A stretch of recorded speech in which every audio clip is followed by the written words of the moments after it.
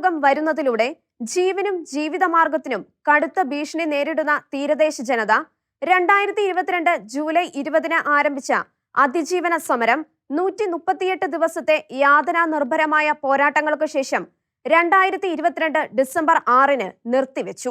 ഒരു പാവപ്പെട്ട ജനത അതിജീവന വിഷയങ്ങളിൽ ഉന്നയിച്ച ആശങ്കകൾക്ക് കാര്യമായ പരിഹാരം ഉണ്ടായതുകൊണ്ടല്ല സമരം നിർത്തുന്നത്. പിണറായി സർക്കാരും അദാനിയും ചേർന്നുണ്ടാക്കിയ അതിഹീനമായ സമ്മർദ്ദങ്ങളെ അതിജീവിക്കാൻ വയ്യാതായതുകൊണ്ടാണ് ഇത്തരത്തിൽ ഒരു തീരുമാനത്തിലേക്ക് എത്തേണ്ടി വന്നത്. സമരത്തിന്റെ ഒരു ഘട്ടമാണ് അവസാനിപ്പിക്കുന്നത്. സമരസമിതി കൺവീനർ ഫാദർ യൂജിൻ പെരേര പറഞ്ഞതു തന്നെ അർത്ഥഗർഭമാണ്. മുഖ്യമന്ത്രി നിയമസഭയിൽ പറഞ്ഞ നല്ല വാക്കുകൾ അവർ വിശ്വാസത്തിലെടുക്കുകയാണ്. എന്നാൽ അത്തരമൊരു സമീപനം ഇതുവരെ സർക്കാരിൽ നിന്നും ഉണ്ടായിട്ടില്ല എന്ന് അവർ അടിവരയിട്ട് പറയുന്നു. സർക്കാർ എന്ത് ചെയ്യുമെന്ന് നോക്കാം. വിഴിഞ്ഞം പദ്ധതി തുടങ്ങുന്നതിന് മുമ്പ് ഞങ്ങൾ ഉയർത്തിയ ആശങ്കകൾ തുറമുഖ നിർമ്മാണത്തിന്റെ ഓരോ ഘട്ടം കടക്കുമ്പോഴും കൂടുതൽ യാഥാർത്ഥ്യമായി വരുന്നത് കൊണ്ടുകൂടിയായിരുന്നു ഈ സമരം, അദ്ദേഹം വിശദീകരിക്കുന്നു. പ്രത്യക്ഷ സമര പരിപാടികളിൽ നിന്നും തൽക്കാലം മാറി എന്നാണ് ഈ തീരുമാനത്തിന് അർത്ഥം. അല്ലാതെ ഒരു പാവം ജനത ഉന്നയിച്ച അത്യാവശ്യ ആവശ്യങ്ങൾ എല്ലാം ഉപേക്ഷിച്ചു എന്നല്ല, ജാഗ്രതയോടെ മുന്നോട്ട് തന്നെ പോവുകയാണ്. തുറമുഖ നിർമ്മാണം മൂലം മത്സ്യത്തൊഴിലാളികൾക്കും പരിസ്ഥിതിക്കും ഉണ്ടാകുന്ന പ്രത്യാഘാതങ്ങളെക്കുറിച്ച് പഠിക്കുവാൻ സമരസമിതി നിയോഗിച്ച വിദഗ്ധ സമിതി പഠനവുമായി മുന്നോട്ട് പോവുകയാണ്. സമരസമിതി നിയോഗിച്ച ജനകീയ സമിതിയിൽ പ്രഗത്ഭരായ വിദഗ്ധരാണ് അംഗങ്ങൾ. സാങ്കേതിക പരിജ്ഞാനവും നാട്ടറിവും കടലറിവും ഉള്ളവരാണ് ആ വിദഗ്ധർ. കേരള സർവകലാശാലയിലെ ഫിഷറീസ് ആൻഡ് ഓഷ്യൻ സ്റ്റഡീസ് മുൻ ഡീൻ ഡോക്ടർ KV തോമസ് ആണ് അധ്യക്ഷൻ. CDSലെ മുൻ പ്രൊഫസർ ഡോക്ടർ ജോൺ കുര്യൻ, കേന്ദ്ര ഭൗമശാസ്ത്ര പഠന കേന്ദ്രത്തിലെ ഡോക്ടർ ടെറി മച്ചാഡോ, സംസ്ഥാന ദുരിത നിവാരണ അതോറിറ്റിയുടെ അംഗമായിരുന്ന ഡോക്ടർ KG താര, മുൻ ജില്ലാ ജഡ്ജി D പാപ്പച്ചൻ, സ്വതന്ത്ര നയരൂപീകരണ ഗവേഷക സരിത ഫെർണാണ്ടസ് എന്നിവരാണ് അംഗങ്ങൾ. കടലറിവും നാട്ടറിവുമുള്ള മത്സ്യത്തൊഴിലാളികളുടെ കൂടി വാദങ്ങൾ സമാഹരിച്ച് ജനകീയ പഠന സമിതി 3 മാസത്തിനകം പഠന റിപ്പോർട്ട് തയ്യാറാക്കും. ഇതിനുള്ള സാമ്പത്തിക ചെലവുകൾക്കായി സഹായം നൽകുവാൻ സുമനസ്സുകളോട് ആർച്ച് ബിഷപ്പ് തോമസ് നെറ്റോ അഭ്യർത്ഥിച്ചിരിക്കുകയാണ്. ഇത് സംബന്ധിച്ച് പുറപ്പെടുവിച്ച സർക്കുലറിൽ അതിനുള്ള ബാങ്ക് അക്കൗണ്ട് നമ്പറും കൊടുത്തിട്ടുണ്ട്. അതായത് അതിരൂപത ഈ ജനവിഭാഗത്തിനും അവരുടെ പ്രശ്നങ്ങൾക്കുമായുള്ള പോരാട്ടം തുടരുമെന്ന് വ്യക്തം. തികച്ചും സമാധാനപരമായി നടന്ന സമരം നവംബർ 26, 27 തീയതികളിൽ സർക്കാരിന്റെയും പോലീസിന്റെയും അദാനി സംഘത്തിന്റെയും ഗൂഢനീക്കങ്ങളിലൂടെ വല്ലാത്ത മാനം കൈവരിക്കുകയും ആ മറയിലൂടെ സമരത്തിൽ പങ്കെടുക്കുന്നവരും അല്ലാത്തവരുമായി തീരദേശവാസികൾക്കും അവരുടെ കുട്ടികൾക്ക് പോലും ജീവിക്കാനാവാത്ത സാഹചര്യം ഉണ്ടാക്കപ്പെട്ടതോടെ സർക്കാർ പറഞ്ഞ വ്യവസ്ഥകൾ അംഗീകരിച്ച് സമരം നിർത്താൻ സമരസമിതി നിർബന്ധിതരായി എന്ന മാനവും ഉണ്ട്. കേരളത്തിലെ KSRTC ജീവനക്കാരെ ചെയ്ത ജോലിക്ക് ശമ്പളം കൊടുക്കാതെ കഴിഞ്ഞ ഓണക്കാലത്ത് പട്ടിണിക്കിട്ട സർക്കാരും മന്ത്രിമാരുമാണ് ഇത് ചെയ്തത്. ഇടത് നേതാവ് ആനത്തലവട്ടം ആനന്ദനെയും മറ്റും ചുമലിലേറ്റി അഭിമാനിക്കുന്ന KSRTC ജീവനക്കാർ സർക്കാർ പറഞ്ഞതെല്ലാം മുട്ടിൽ നിന്ന് അംഗീകരിച്ചപ്പോൾ മുഖ്യമന്ത്രി 3 മാസത്തെ ശമ്പളം ഒന്നിച്ചു കൊടുത്ത് കരുണ കാണിച്ചത് ആരും മറന്നിട്ടുണ്ടാവില്ല. പണം ഇല്ലാത്തതുകൊണ്ടല്ല, ചില ആവശ്യങ്ങൾ അംഗീകരിപ്പിക്കാനാണ് സർക്കാർ ശമ്പളം കൊടുക്കാതിരുന്നത് എന്ന് എല്ലാവർക്കും അതോടെ വ്യക്തമായി. ആ സമീപനം തന്നെയാണ് വിഴിഞ്ഞം കാര്യത്തിലും ഉണ്ടായത്. അവിടെ സർക്കാർ പിന്തുണയോടെ ബോധപൂർവം ഉണ്ടാക്കിയെടുത്ത കലാപ അന്തരീക്ഷത്തിൽ സമരക്കാരെ തീവ്രവാദികളും രാജ്യദ്രോഹികളും ആയി വരെ ചിത്രീകരിച്ചു. ഡിസംബർ 2 പുറപ്പെടുവിച്ച സർക്കുലറിൽ തിരുവനന്തപുരം ആർച്ച് ബിഷപ്പ് തോമസ് നെറ്റോ ഈ വേദനാജനകമായ അനിഷ്ട സംഭവങ്ങളെ കർശനമായി അപലപിച്ചിട്ടുണ്ട്. 4 മാസമായി നടക്കുന്ന സമരത്തോട് സർക്കാർ പുലർത്തിയ നിസ്സംഗത, നടക്കുമെന്ന് പ്രഖ്യാപിച്ച കാര്യങ്ങളിൽ പോലും വ്യക്തമായ നിലപാട് എടുക്കാത്തത് എല്ലാം പ്രകോപനത്തിന് കാരണമായി എന്ന് ആർച്ച് ബിഷപ്പ് ഓർമ്മിപ്പിച്ചു.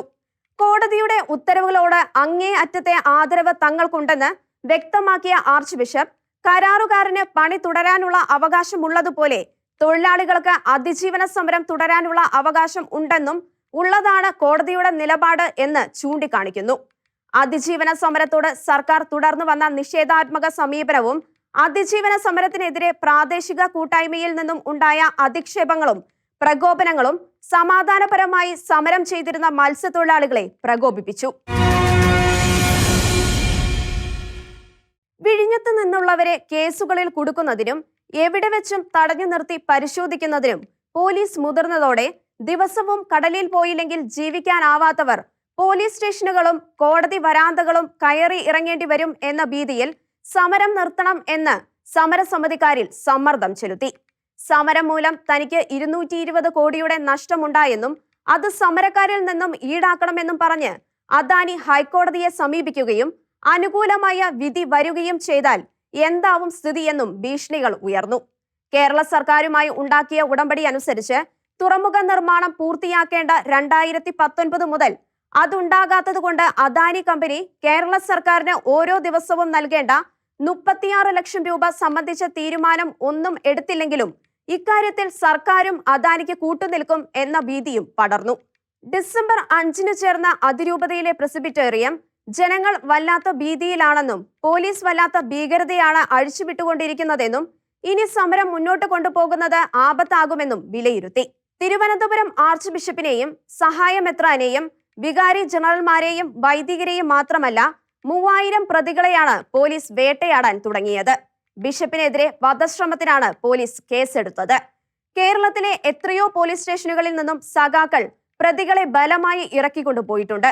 കോഴിക്കോട് മെഡിക്കൽ കോളേജിലെ സെക്യൂരിറ്റി സ്റ്റാഫിനെ നട്ടുച്ചയ്ക്ക് അടിച്ചുകൊല്ലാൻ ശ്രമിച്ചവർക്കും എതിരെ കേസെടുക്കുവാൻ പോലും നല്ല നേരം നോക്കിയ പോലീസ് നിമിഷങ്ങൾ കൊണ്ടല്ലേ നടപടികൾ എടുത്തത്. ഇവരെ ആരെയും തീവ്രവാദികളോ കലാപകാരികളോ രാജ്യദ്രോഹികളോ ആയി ചിത്രീകരിക്കപ്പെട്ടില്ല. ജനം വല്ലാതെ പകച്ചു.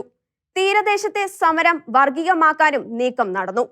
തങ്ങളുടെ സങ്കടം കാണുവാൻ ആർക്കും സാധിക്കുന്നില്ലെന്നും എല്ലാവരും കൂടി തങ്ങളെ ഒറ്റപ്പെടുത്തുന്നു എന്നും അവർക്ക് തോന്നലുണ്ടായി. നവംബർ 27 നടന്ന വേദനിപ്പിക്കുന്നതും ദാരുണവുമായ സംഭവങ്ങൾ എന്തായിരുന്നുവെന്ന് ആർച്ച് ബിഷപ്പ് തോമസ് നെറ്റോ സർക്കുലറിൽ വിവരിച്ചു. അന്ന് ഞായറാഴ്ച ഉച്ചകഴിഞ്ഞ് 2:30 വിഴിഞ്ഞം മുക്കോല ഭാഗത്ത് വെച്ച് നമ്മുടെ 2 സഹോദരരെ ഷാഡോ പോലീസ് പിടിച്ചുകൊണ്ടുപോയി.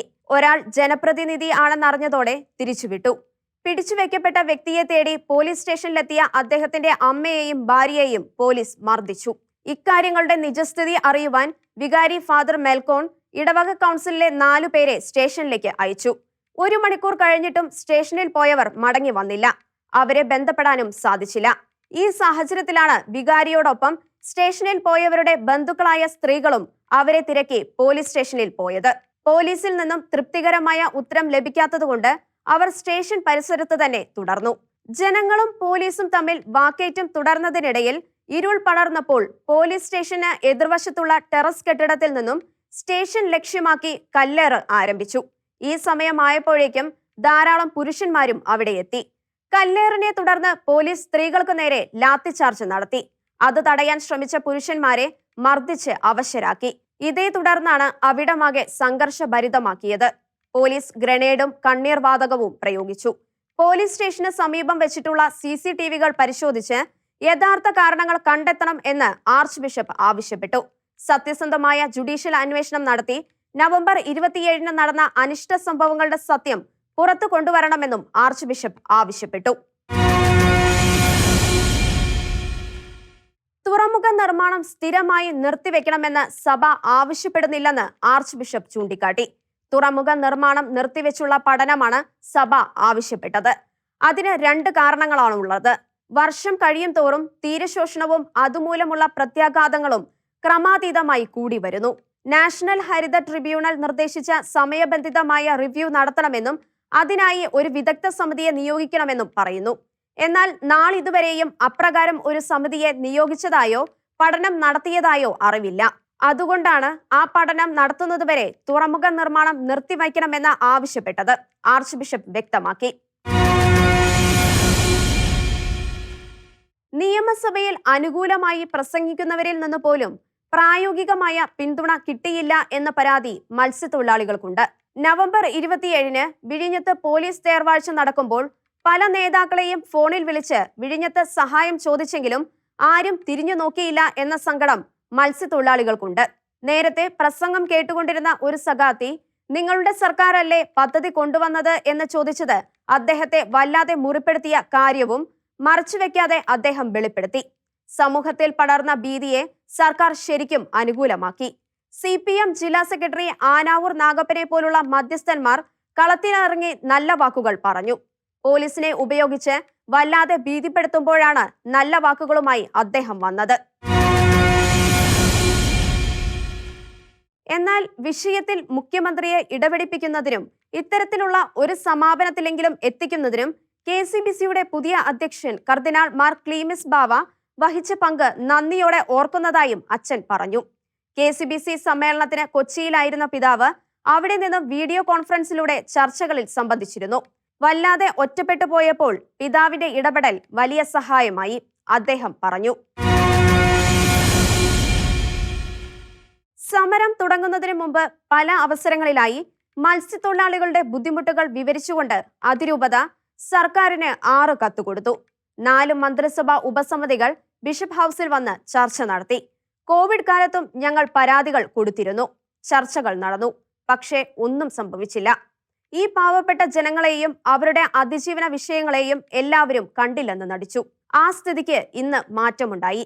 138 ദിവസം ദീർഘിച്ച സമരം ഈ ജനങ്ങളുടെ ക്ലേശങ്ങൾക്ക് ആഗോള പ്രചാരം കൊടുത്തു.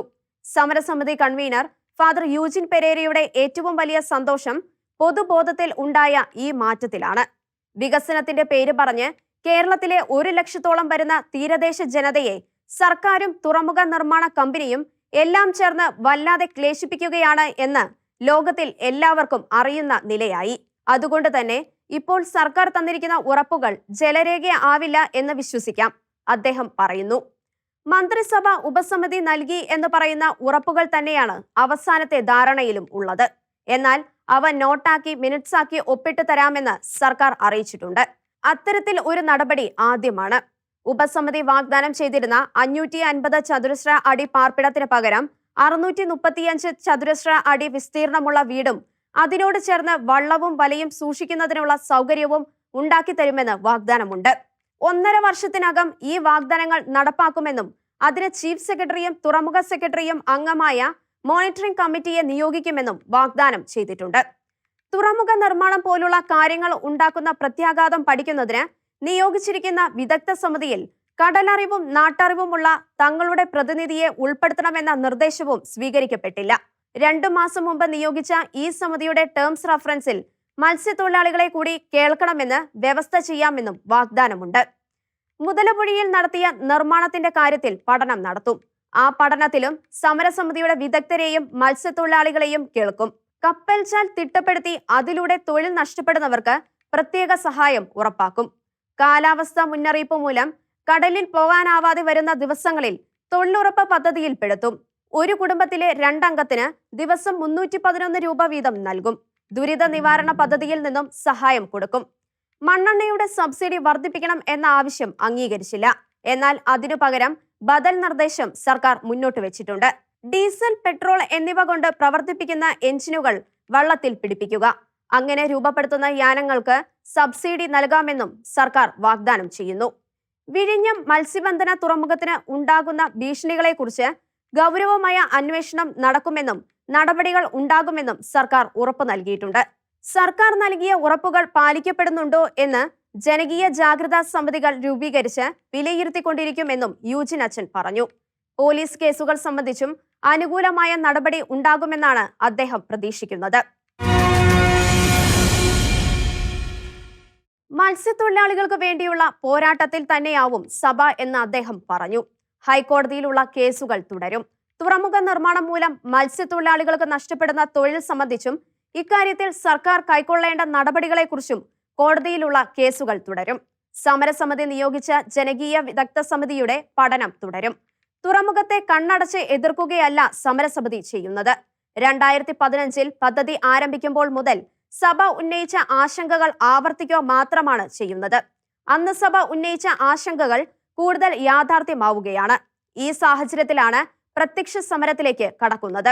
അന്നന്നത്തെ അപ്പത്തിന് കടലിൽ പോകുന്ന പാവങ്ങൾക്ക് വേണ്ടിയാണ് സമരം. വിദേശത്തുള്ള KRLCC-ക്കാർ സമരസമിതിക്ക് സമാഹരിച്ചു കൊടുക്കുന്ന 25,000 രൂപ അവർക്ക് വലിയ തുകയാണ്. ഇവർക്കാണ് വിദേശ സഹായം കിട്ടുന്നു എന്നുവരെ ആരോപിച്ചത്. സമരത്തെ നിർവീര്യമാക്കുന്നതിന് വേണ്ടി മത്സ്യത്തൊഴിലാളികളെ വൈദികർക്ക് എതിരാക്കുന്നതിന് നടന്ന ശ്രമങ്ങളെ അവർ പരാജയപ്പെടുത്തി. അവസാനം വരെ വൈദികർക്കൊപ്പം നിന്നു. നവംബർ 26-ന് സമരവിരുദ്ധ പ്രാദേശിക സമിതിക്കാർ പോലീസ് സഹായത്തോടെ സമരക്കാർക്ക് നേരെ നടത്തിയ ആക്രമണങ്ങൾ അന്വേഷിക്കപ്പെടണം.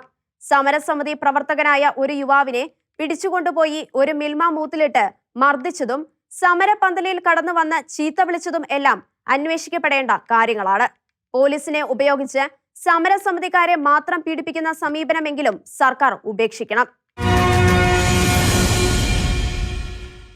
വിഴിഞ്ഞം സമരസമിതിക്കാർ വികസന വിരുദ്ധരാണ് എന്ന പ്രചരണം ശരിയാണോ? വിഴിഞ്ഞം തുറമുഖം എന്ത് വികസനമാണ് കൊണ്ടുവരാൻ പോകുന്നത്? വിഴിഞ്ഞം എങ്ങനെയാണ് കേരളത്തിന്റെ മുഖം മാറ്റുന്നത്? അന്തർദേശീയ കപ്പൽ ചാനലിൽ നിന്നും 10 മൈൽ മാത്രം അടുത്തുള്ളതായതുകൊണ്ട് എന്ത് പ്രയോജനമാണുള്ളത്? തുറമുഖ വാഗ്ദാക്കൾ നടത്തുന്ന അവകാശവാദങ്ങൾ സംബന്ധിച്ച് ജനങ്ങൾക്ക് സന്ദേഹങ്ങളുണ്ട്. ഇതെല്ലാം കഴിഞ്ഞ് തുറമുഖം പൂർത്തിയാകുമ്പോൾ വല്ലാർപാടം പോലെയാകുമോ? ഏതായാലും വിഴിഞ്ഞം തുറമുഖം വരുന്നതോടെ 50,000 സാധാരണ മത്സ്യത്തൊഴിലാളികൾക്ക് തൊഴിൽ നഷ്ടപ്പെടുമെന്ന ഭീതിയുമുണ്ട്. വികസനം വൈറ്റ് കോളർ ജോലിക്കാർക്ക് മാത്രം പണി കിട്ടുന്നതാണോ? പാവപ്പെട്ടവർക്ക് വികസനത്തിന്റെ പ്രയോജനം കിട്ടേണ്ടതില്ലേ? അവർക്ക് നാട് വിടേണ്ടി വരുന്നതാണോ വികസനം? ഈ ചോദ്യങ്ങൾ സജീവമാക്കുന്നതിനും ഈ സമരത്തിനായി വിഴിഞ്ഞം പദ്ധതിക്കായി സംസ്ഥാന സർക്കാർ നൽകുന്ന വലിയ ഔദാര്യവും ചർച്ചാ വിഷയമായി. സഭ നടത്തുന്ന ഈ സമരത്തിന്റെ ഭാഗമായി വിഴിഞ്ഞം സംഘർഷത്തിൽ ഇരയായവരോടുള്ള ഐക്യദാർഢ്യം പ്രകടമാക്കാനും അവരുടെ വേദനയിലും സഹനങ്ങളിലും പങ്കുചേരുന്നതിനും അതിരൂപതയിലെ എല്ലാ പള്ളികളിലും ഡിസംബർ 9 വെള്ളിയാഴ്ച വൈകുന്നേരം കുരിശിന്റെ വഴി പ്രാർത്ഥന നടത്തണമെന്ന് ആർച്ച് ബിഷപ്പ് നിർദ്ദേശിച്ചു. സംസ്ഥാനം മുമ്പ് ഒരിക്കലും അനുഭവിക്കാത്ത സാമ്പത്തിക ബുദ്ധിമുട്ടിലൂടെ കടന്നു പോകുന്നതായി ധനമന്ത്രി നിയമസഭയെ അറിയിച്ചു. ഇതിന്റെ പ്രത്യാഘാതങ്ങൾ എന്തെല്ലാമാവും എന്ന് തീർച്ചയില്ല. ഏതായാലും സിൽവർ ലൈൻ സർവേക്കാർക്ക് കൊടുക്കുവാൻ പണമില്ലാതെ വന്നതിൽ ഏറെ ജനങ്ങൾ സന്തോഷിക്കുന്നുണ്ട്. ഏതായാലും ഇനി കേന്ദ്രത്തിന്റെ അനുമതി ലഭിച്ച ശേഷം മതി സർവേ എന്നാണ് സർക്കാർ തീരുമാനം. എങ്കിലും പദ്ധതി ഉപേക്ഷിച്ചു എന്ന് പറയാനുള്ള സത്യസന്ധത കാണിക്കുന്നില്ല. പദ്ധതി പ്രദേശമായി വിജ്ഞാപനം ചെയ്യുകയും മഞ്ഞക്കല്ലിട്ട് വേർതിരിക്കുകയും അതിലൂടെ ഭൂമിയുടെ വില 0 ആക്കുകയും ചെയ്ത ഉത്തരവ് പിൻവലിക്കുവാൻ സർക്കാർ തയ്യാറാകുന്നില്ല. ജനങ്ങളുടെ വികാരം ഉൾക്കൊള്ളാൻ സർക്കാരിന് സാധിക്കാത്തതിന്റെ അടയാളമാണിത്. ഇതിന് മറുവശമുണ്ട്. കേരളത്തിന്റെ തെക്കുവടക്ക് ഒരു അതിവേഗ പാത എന്ന ആശയം ഏതാണ്ട് എന്നത്തേക്കുമായി ഇല്ലാതാവുകയാണ്. ഇനി ജനാധിപത്യ മുന്നണി ആ നിർദ്ദേശവുമായി വന്നാൽ ഇടതുപക്ഷം സമ്മതിക്കുമോ? കേരളത്തിന് തെക്കുവടക്ക് ഒരു അതിവേഗ ഹൈവേയും അതിനു മുകളിലൂടെ ഒരു തീവണ്ടിപ്പാതയും എന്ന ആശയം കേരളത്തിന് നല്ലതാവില്ലേ? തീവണ്ടിപ്പാത വന്നതുകൊണ്ട് യാത്രാ സൗകര്യം ഉണ്ടാകും എന്നല്ലാതെ കടന്നു പോകുന്ന പ്രദേശങ്ങൾക്കും വലിയ വികസനം ഉണ്ടാവില്ല. ഭൂമിക്ക് വിലയും കൂടാനില്ല, വില കുറയാനും സാധ്യതയുണ്ട്. ബഫർ സോൺ കൂടി വരുന്നതോടെ ഉള്ള ഭൂമിക്ക് ഉപകാരവും ഇല്ലാതാകും. എന്നാൽ ഹൈവേ വന്നാൽ ഇരുവശങ്ങളിലും ഉള്ള ഭൂമിക്ക് വില കൂടും. ഇന്ന് അനുഭവിക്കുന്ന ഗതാഗത കുരുക്ക് ഇല്ലാതാവുകയും ചെയ്യും. ഇത്രയും പ്രതിസന്ധി ഉണ്ടായിട്ടും സർക്കാർ നടത്തുന്ന ചില ചിലവുകൾ വേണ്ടതുണ്ടോ എന്ന് ജനങ്ങൾക്ക് സംശയം വരുന്നുണ്ട്. മന്ത്രിമാരുടെ വ്യക്തിപരമായ ചിലവുകളാണ് ഒന്ന്. 2021 മെയ്യിൽ മുഖ്യമന്ത്രിയുടെ ഔദ്യോഗിക വസതിയായ ക്ലിഫ് ഹൗസിൽ റെസ്റ്റ് റൂമുകൾ പണിയുവാൻ 2021 മെയ്യിൽ മരാമത്ത് വകുപ്പ് അനുവദിച്ച് 98 ലക്ഷം രൂപ. അന്ന് അധികാരികൾ പറഞ്ഞത് ക്ലിഫ് ഹൗസിൽ 2335.57 ചതുരശ്ര അടി കൂടി പുതുതായി നിർമ്മിക്കുന്നതിനാണ് ഈ തുക എന്നാണ്. 2022 ജൂണിൽ ക്ലിഫ് ഹൗസിൽ കന്നുകാലിക്കൂട് ഉണ്ടാക്കുവാൻ 42.90 ലക്ഷം രൂപ അനുവദിച്ചു. 2022 ഡിസംബറിൽ ക്ലിഫ് ഹൗസിൽ ലിഫ്റ്റ് വയ്ക്കുവാൻ 25 ലക്ഷം രൂപയും. ഇരുനില കെട്ടിടമാണ് ക്ലിഫ് ഹൗസ്. കരുണാകരൻ മുഖ്യമന്ത്രി ആയിരുന്നപ്പോൾ ആരോഗ്യ പ്രശ്നങ്ങൾ മൂലം ക്ലിഫ് ഹൗസിൽ നീന്തൽക്കുളം ഉണ്ടാക്കിയതിനെ കുറ്റപ്പെടുത്തിയ സഖാക്കളാണ് ഇപ്പോൾ ഭരിക്കുന്നത്. ആന്റണി മുഖ്യമന്ത്രി ആയിരുന്ന കാലത്ത് ആ വളപ്പിലാകെ ഏത്തവാഴ നട്ടിരുന്നു. മുഖ്യമന്ത്രിക്ക് സഞ്ചരിക്കുവാൻ കിയ കാർണിവൽ കാർ വാങ്ങിയതിന് 33.31 ലക്ഷം രൂപ കൊടുത്തു. അത് കൂടിപ്പോയെന്ന് കരുതിയിരിക്കുമ്പോഴാണ് ഖാദി ബോർഡ് വൈസ് ചെയർമാൻ ജയരാജന് സഞ്ചരിക്കുവാൻ 35 ലക്ഷത്തിന്റെ കാർ വാങ്ങിച്ചത്. മുഖ്യമന്ത്രിയുടെ സുരക്ഷയ്ക്കായി ഏർപ്പെടുത്തിയിരിക്കുന്ന വാഹന വ്യൂഹവും ജനങ്ങളെ അമ്പരപ്പിക്കുന്നുണ്ട്. പിണറായി എന്നെങ്കിലും മുഖ്യമന്ത്രി സ്ഥാനം വിട്ടാൽ എങ്ങനെ ജീവിക്കും എന്നാണ് ജനങ്ങളുടെ സംശയം. മുഖ്യമന്ത്രിയുടെ യാത്രകളുടെ ചെലവും വിസ്മയിപ്പിക്കുന്നതാണ്. 6.5 വർഷത്തെ ഭരണത്തിനിടെ അദ്ദേഹവും മന്ത്രിമാരും നടത്തിയത് 85 വിദേശയാത്രകൾ. മുഖ്യമന്ത്രി നടത്തിയത് 15 വിദേശയാത്രകൾ. ഈ ഇനത്തിൽ അദ്ദേഹം 43.23 ലക്ഷം രൂപ സർക്കാരിൽ നിന്നും വാങ്ങി. അടുത്തിടെ നടത്തിയ ലണ്ടൻ സന്ദർശനത്തിന് 43 ലക്ഷം രൂപ ചെലവായതായി വിവരാവകാശ രേഖ വെളിപ്പെടുത്തി. ഹോട്ടൽ താമസത്തിന് 28.54 ലക്ഷവും യാത്രയ്ക്ക് 22.38 ലക്ഷവും എയർപോർട്ട് ലോഞ്ചിങ്ങിന് 2.21 ലക്ഷവും ചെലവായി. ഇന്ത്യയുടെ ലണ്ടൻ ഹൈക്കമ്മീഷൻ ഓഫീസിൽ നിന്നുമാണ് കേരളം ഒളിച്ചുവെക്കുന്ന ഈ വിവരം ബിസിനസ് സ്റ്റാൻഡേർഡിന് ലഭിച്ചത്. 3 മന്ത്രിമാരും ഉന്നത ഉദ്യോഗസ്ഥരും അടങ്ങുന്ന സംഘം ഒക്ടോബർ 8 മുതൽ 12 വരെയാണ് യാത്ര ചെയ്തത്. കേരളത്തിലെ സർവകലാശാലകളുടെ ചാൻസലർമാരെ നിയമിക്കുന്നതിന് സംസ്ഥാന സർക്കാരിന് അധികാരം കൊടുക്കുന്ന ബിൽ മുഖ്യമന്ത്രിക്ക് വേണ്ടി നിയമമന്ത്രി പി രാജീവ് 2022 ഡിസംബർ 7 നിയമസഭയിൽ അവതരിപ്പിച്ചു. ബിൽ സഭാ സബ് ബഡ്ജറ്റ് കമ്മിറ്റിയുടെ പരിഗണനയ്ക്ക് വിടുകയും ചെയ്തു. ബിൽ പാസായി ഗവർണറുടെ അനുമതി ലഭിച്ചാൽ ചാൻസലർ പദവിയും രാഷ്ട്രീയ നേതാക്കളുടെ അടിമപ്പണിയാവും. ബില്ലിലൂടെ ഗവർണർക്കുണ്ടായിരുന്ന ഭരണഘടന അനുശാസിക്കാത്ത അവകാശം ഇല്ലാതാക്കുകയാണ് എന്ന് ബിൽ അവതരിപ്പിച്ച രാജീവ് പറഞ്ഞു. ചാൻസലർമാരായി പ്രഗത്ഭരായ അക്കാഡമിഷ്യൻസിനെയോ വിദഗ്ധരെയോ നിയമിക്കും. അതായത് സർക്കാരിന് ആരെയും നിയമിക്കാം. കോൺഗ്രസ് ഭരിക്കുന്ന രാജസ്ഥാനിലും ഛത്തീസ്ഗഡിലുമെല്ലാം മുഖ്യമന്ത്രിയാണ് ചാൻസലർ, രാജീവ് ചൂണ്ടിക്കാണിച്ചു. എന്നാൽ അതുവേണ്ട, മികച്ച അക്കാഡമിഷ്യൻസിനെ കൊണ്ടുവരണം എന്നാണ് സർക്കാർ ആഗ്രഹിക്കുന്നത്, അദ്ദേഹം വിശദീകരിച്ചു. കൽപ്പിത സർവകലാശാലയായ കലാമണ്ഡലത്തിൽ ചാൻസലറായി നിയമിച്ച മല്ലിക സാരാഭായിയെ ചൂണ്ടിക്കാട്ടി രാജീവ് പറഞ്ഞു. 5 വർഷത്തേക്കാണ് നിയമനം. 1 വട്ടം കൂടി വീണ്ടും നിയമിക്കുകയും ചെയ്യാം. പ്രായപരിധിയോ വിദ്യാഭ്യാസ യോഗ്യതയോ ബിൽ പറയുന്നില്ല. ഇപ്പോഴത്തെ രീതി തന്നെയാണിത്. ഗവർണറായി ആരെയും നിയമിക്കാം. പ്രായപരിധിയോ വിദ്യാഭ്യാസ യോഗ്യതയോ ഒന്നും പറയുന്നില്ല. ഇന്ത്യക്കാരനായിരിക്കണം. കേന്ദ്രം ഭരിക്കുന്നവർക്ക് ആരെയും നിയമിക്കാം. അവർ ചാൻസലർ ആവും. ഗവർണർക്ക് യോഗ്യതകളൊന്നും ഇല്ല. അതുതന്നെ പുതിയ നിയമത്തിലും വരുന്നു. ഇന്ത്യക്കാരനാകണം എന്ന് പോലും ഇല്ല. ഓണറി പദവിയാണത്. സർവകലാശാലയാണ് അദ്ദേഹത്തിന് വേണ്ട ജീവനക്കാരെ കൊടുക്കേണ്ടത്. ചുരുക്കത്തിൽ വൈസ് ചാൻസലറും രജിസ്ട്രാറും പറയുന്നത് കേട്ട് പ്രവർത്തിക്കുന്നവനാകണം ചാൻസലർ. ചാൻസലറുടെ ഈ ബില്ല് കൂടി വന്നാൽ സർവകലാശാലയിലെ അധ്യാപകരെ വരെ പ്രിയ മോഡലിൽ നിയമിക്കാനാകും. പ്രതിപക്ഷം ബില്ലിനുള്ള സർക്കാരിന്റെ അധികാരത്തെ എതിർത്തില്ലെങ്കിലും സർക്കാർ വിഭാവനം ചെയ്യുന്ന ബദൽ സംവിധാനം സർവകലാശാലകളുടെ സ്വയംഭരണാധികാരത്തെ നശിപ്പിക്കും എന്ന് ആരോപിച്ചു. അതാണ് ഈ മാറ്റങ്ങളുടെ ആകെ ഫലം. സർവകലാശാലകൾ ഭരിക്കുന്ന പാർട്ടികളുടെ ചട്ടുകങ്ങളായി മാറും. പദവികളടക്കം എല്ലാം അവർക്ക് മാത്രമാകും. ഗുജറാത്ത്, ഹിമാചൽ പ്രദേശ് സംസ്ഥാനങ്ങളിലെ ജനവിധി എല്ലാ അർത്ഥത്തിലും ഏറെ പ്രത്യാശ പകരുന്നതായി. ജയിച്ചവർക്കും തോറ്റവർക്കും അഭിമാനിക്കാനുള്ള വിധി. ഗുജറാത്തിൽ തൂത്തുവാരാനായില്ലെങ്കിലും BJPക്കും മോദിക്കും ഏറെ അഭിമാനിക്കാം. പ്രത്യേകിച്ചും മോർബി തൂക്കുപാലം തകർന്ന് 140 പേർ മരിച്ച പശ്ചാത്തലത്തിലും BJP വിജയിക്കുന്നു. 1995 മുതൽ ഗുജറാത്ത് ഭരിക്കുന്ന BJPക്ക് ഇതുവരെ 182-ൽ 157 സീറ്റിൽ ജയിക്കാനായിട്ടില്ല. കോൺഗ്രസ് 16 സീറ്റിലേക്ക് ഒതുങ്ങുകയും ദയനീയമായ തിരിച്ചടിക്ക് ഇരയായെങ്കിലും പ്രചരിപ്പിക്കപ്പെട്ടതുപോലെ പാടെ തകർന്നില്ല എന്ന സൂചനകളായി. ഒപ്പം അഹമ്മദ് പട്ടേലിനെ പോലുള്ള ഒരു നേതാവ് ഇല്ലാത്തതിന്റെ കുറവും തിരിച്ചറിയാനായി. 2017-ലെ 99 സീറ്റാണ് BJP 157 ആക്കുന്നത്. കോൺഗ്രസ് 77-ൽ നിന്നും 16-ലേക്ക് വീണു. പ്രതിപക്ഷ നേതൃസ്ഥാനം പോലും നഷ്ടമായി. ശക്തരായ പ്രാദേശിക നേതാക്കൾ ഉണ്ടെങ്കിലേ വിജയിക്കാനാവൂ എന്ന് പാഠം. ആം ആദ്മി മുന്നിൽ വന്നില്ലെങ്കിലും 5 സീറ്റിൽ വിജയിക്കുകയും ദേശീയ പാർട്ടിയായി അംഗീകാരം നേടുന്നതിനുള്ള വോട്ട് നേടുകയും ചെയ്തു. ഇനി ആം ആദ്മി ഭാരതത്തിൽ BJPയും കോൺഗ്രസും കഴിഞ്ഞാലുള്ള വലിയ പാർട്ടിയാണ്. അവർ ശക്തമായ കുതിപ്പാവും നടത്തുക. കോൺഗ്രസും BJPയും ഭയക്കുന്നുണ്ട്. ഡൽഹിയിൽ അവർ സംസ്ഥാന ഭരണം മാത്രമല്ല മുനിസിപ്പൽ ഭരണവും പിടിച്ചു. BJPയെ പുറത്താക്കി. ഹിമാചലിൽ 39 സീറ്റോടെ കോൺഗ്രസ് ഭരണം പിടിക്കുന്നു. BJP 26 സീറ്റിൽ ഒതുങ്ങി. 2017-ൽ 44 സീറ്റിൽ നിന്നാണ് BJP 26-ലേക്ക് വീഴുന്നത്. കോൺഗ്രസിലാകട്ടെ 21-ൽ നിന്നും 39-ലേക്ക് കുതിച്ചു. പതിവ് പോലെ കോൺഗ്രസിന് മുഖ്യമന്ത്രി നിർണയമടക്കം ഏറെ തലവേദനകൾ ബാക്കിയാവും. അവിടെ ആഭ്യന്തര കലാപം എത്ര രൂക്ഷമായിരുന്നു എന്നതിന്റെ തെളിവാണല്ലോ തിരഞ്ഞെടുപ്പ് ഫലം വരുന്നതിന് തലേന്ന് 30 നേതാക്കളെ കോൺഗ്രസിൽ നിന്നും പുറത്താക്കിയത്. ഹിമാചലിലെ തിരിച്ചുവരവ് അഭിമാനകരമാണ്. അതിന്റെ ക്രെഡിറ്റ് പക്ഷേ ഒരു ദേശീയ നേതാവിനും ഇല്ല. പ്രിയങ്ക മാത്രമാണ് അവിടെ പ്രചരണത്തിന് പോയത്. അവിടുത്തെ പ്രാദേശിക നേതാക്കൾക്കാണ് ക്രെഡിറ്റ്. അവർ ഒന്നിച്ചു നിന്ന് പോരാടി ജയിച്ചു.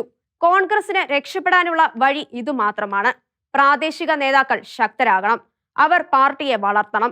ചുറ്റും ഇരുട്ട് പടർന്നു എന്ന് കരുതുമ്പോഴും കോൺഗ്രസിന് ഹിമാചലിൽ ജയിച്ച വിജയം ശരിക്കും മൃതസഞ്ജീവിനി ആവുകയാണ്. ഹിമാചലിൽ CPM-ന് ഉണ്ടായിരുന്ന ഒരു സീറ്റും നഷ്ടമായി.